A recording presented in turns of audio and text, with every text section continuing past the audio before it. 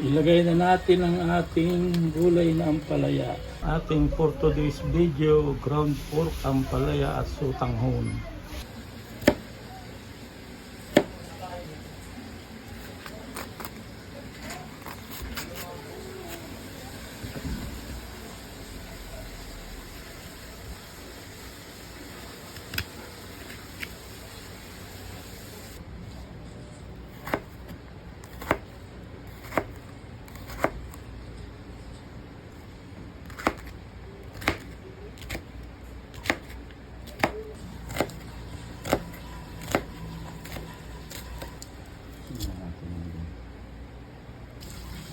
Lutuin muna natin ang sutanghon.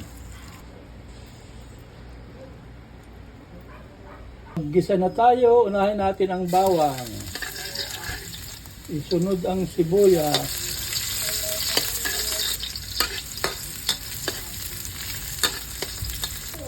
Ilagay na natin ang tuyo para mabango.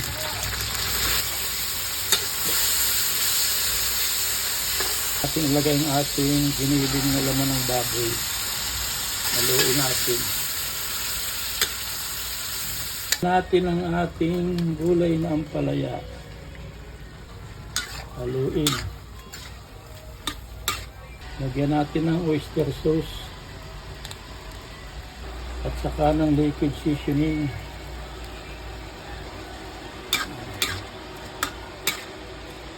At saka pampalasang bitsin.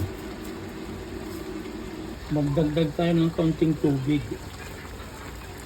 Ilagay yung sutanghon. Saka natin haluin.